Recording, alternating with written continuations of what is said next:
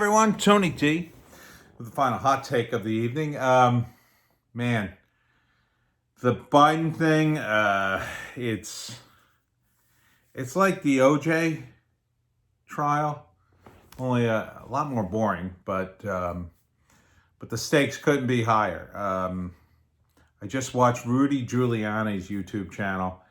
Rudy has been breaking down the evidence as it's come through, much like a prosecutor does, but kind of he's trying to keep it simplified so it's understandable, because apparently there's just so much information coming out of the laptop and all the other evidence they have.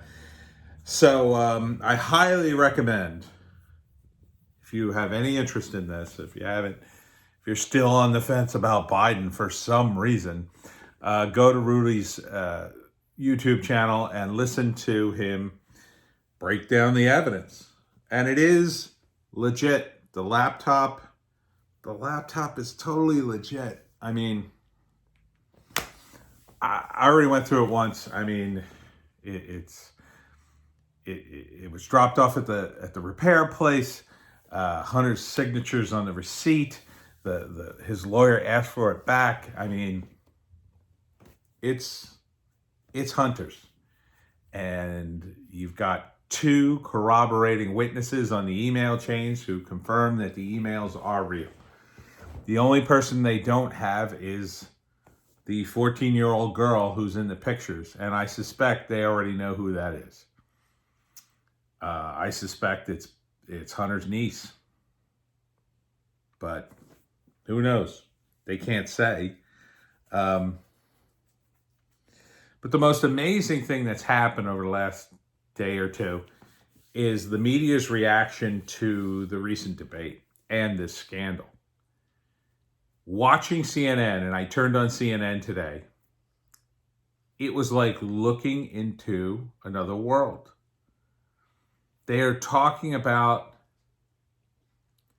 the debate like Biden won handily, and they're talking about the laptop as if it's some kind of conspiracy, that there's no evidence. They have Hunter's signature on the receipt to repair the computer. They have eyewitnesses. They have two corroborating witnesses on the email chains themselves who they both got the emails too. They have pictures of Hunter smoking what looks like crack or meth. Hi, Joe. They have a lot of confirmation here. There's a lot of evidence, and it's just starting to come out. And for CNN to talk about it like, this is crazy. For NPR, by the way, the National Public Radio, it's an institution that is partially paid for by taxes. For them to announce, we're not going to cover that because, we're not going to waste our listeners' time, it's really an outrage. It is imperative that Trump get reelected now. It is imperative that Biden does not become president. The Democratic Party is headed for the dustbin of history, and probably should be at this point. It has lost its way. It wasn't always this way, but it's lost its way. And there needs to be a comeuppance here. And if there's not a comeuppance in this election, it'll be 4 years before we have a chance at the next one. And the damage that will be done over those 4 years, I just don't even want to imagine it, because it'll be bad. I sincerely doubt, people will be able to do YouTube videos or any kind of videos without, posting them overseas in some other country, because the number one issue really is censorship. Always has been. Once you legalize some sort of government censorship, everything else is up for grabs. And the Democrats, for the most part, are determined to do that. They're determined to censor anything that stands in their way of power. I mean, it's crazy to say that. If you'd said that to me 5 years ago, I'd go like, calm down. But I don't see anything stopping these people. The amount of corruption in just the Biden family, you see where their money is. Their money's in China. Their money's overseas. Their money's in other countries. They do not care about anything else. They don't, you got, $10 million in some project in Iraq or Moscow or wherever. You'll do what you can to get it, I guess. Seems to be the rule with the Bidens. And how many more people like Joe Biden? Because Joe Biden's not the only one that's been in Congress for 47 years or around that amount of time. Nancy Pelosi's been in there a very long time, probably just as long. Dianne Feinstein. Chuck Schumer's been in there not quite as long. He's not as old, but he's up there, probably been in Congress for like 30 years at least, I'd say. Right, doggy? And we're already seeing other Democrats being named in this scandal. And I think I see the end game here, or rather the final reveal, the October surprise, the big October surprise. And Rudy seemed to allude to it even in this video, and that is Barack Obama. Joe Biden was the vice president, but Barack Obama was the president. Are you going to sit here and tell me he had no idea what Biden was doing when Biden was throwing his weight around in the Ukraine, when he was going to China, an important rival / business partner of the United States? You're going to tell me Barack Obama didn't know he was doing these things? Of course he did. And he tacitly approved in that, he wasn't going to stop him. He was just going to let it happen. Well, that's Biden's payoff, whatever. As long as you don't mess up what I'm doing, whatever that was at the time. But Joe Biden, he failed in his mission, his diplomatic mission, but maybe he didn't. Maybe he didn't consider it a failure because he got his deal through, and maybe one for Barack Obama that we don't know about yet.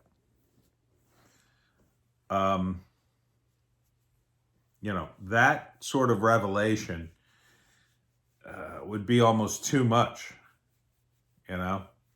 But at this point, look at who's come out, stumping hard now for Biden, is Barack himself. If Biden gets elected, all this stuff goes away. A few weeks go by, and they announce the investigation's concluded. Nothing to see here, folks. Move along. It was all just a bunch of nonsense. Russian disinformation. We can't let that happen. Whether you agree that Trump is the worst guy in the world, you'd have to admit, if you'd bother to look at the evidence, that the evidence against Joe Biden and Hunter Biden is very substantial.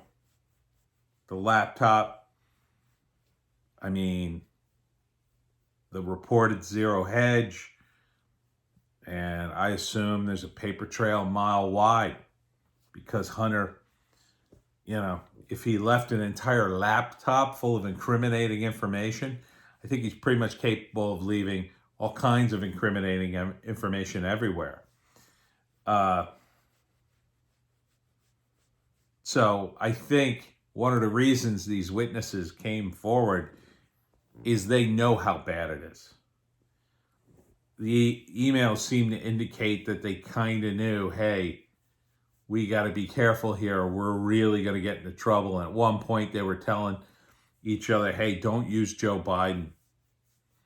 But it didn't matter anyway, because the context of some of the emails, as Rudy points out, tells you that, yeah, it's Joe Biden. They're referring to Joe Biden because they refer to the big guy, and then I think he says dad at one point, something like that. So it's just really stunning and a little bit sad that it's this bad, that it's this insurmountable. I mean, so much is riding on the election now. And the Democrats have done everything they could to cheat, to tear down Trump, And really what they've done too is, if they get elected, they will have only succeeded in very temporary power gains, because their election, their ascension would mean that our system is completely broken, that it doesn't matter. Your voice can't be heard. If they steal this election, people will break badly. They will say, well, now it doesn't matter.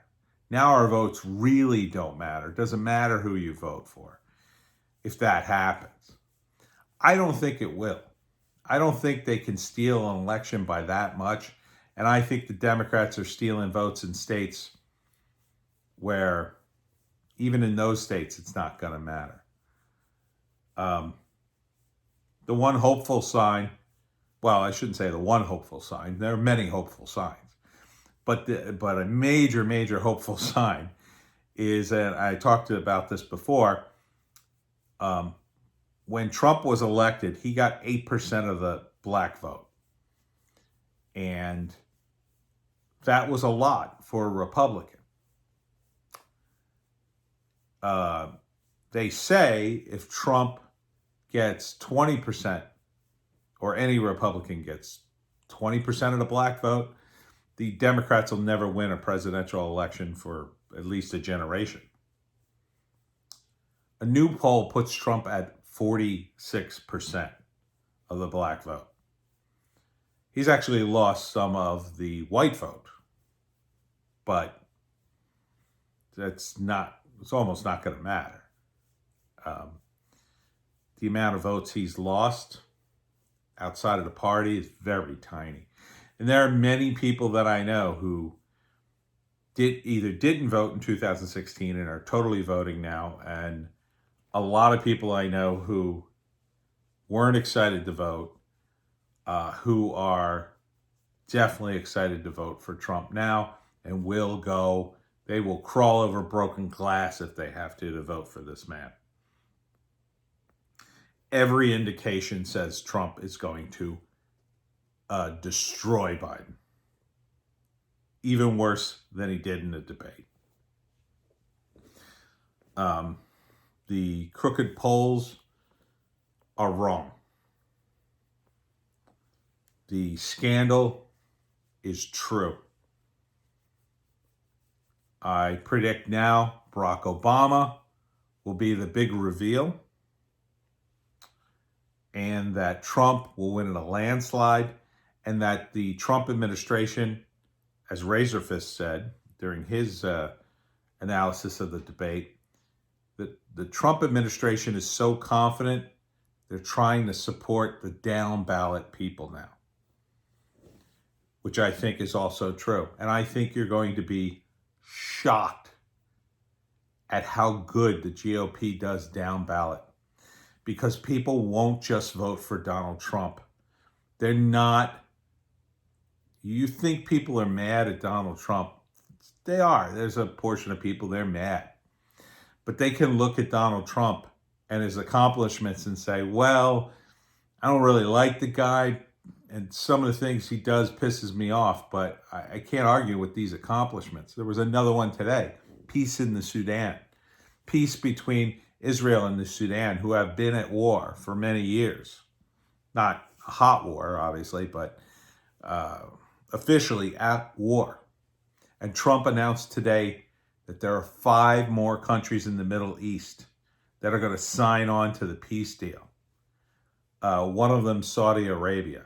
That will essentially bring peace to the Middle East. Essentially. There'll be very few countries out of the loop at that point. And Saudi Arabia is a huge, huge gain if they sign on to this.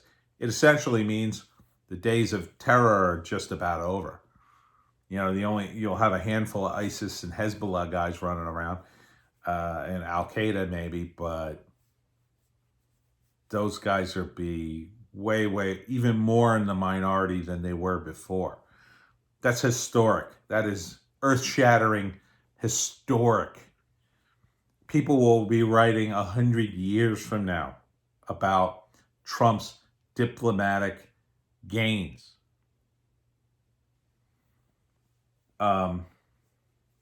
So he deserves it. Trump deserves to win. He's accomplished so much. It's mind-boggling. When he said in one of his speeches, you're going to get sick of winning, he was right. We're going to win so much, you're going to get sick of it. It's crazy. But he's actually good at this. And Biden is the polar opposite. He's actually really bad at this. Biden cannot win. And I don't think he will. Because if he does, it's just going to be dark. Even Biden says that. The contrast on stage at the debate was so striking. You know, it was this upbeat guy who knew his stuff, who was in charge, and this other guy who's struggling to breathe and telling us about the dark times are coming. The dark times. The dark winter, doggy. That was Biden. If Joe Biden, is anything like his son, I don't think he deep down thinks he deserves to win. That he deserves anything but the S-storm that's brewing. The dark times are coming, yeah, for Joe Biden and the Biden family. It's karma, bitch.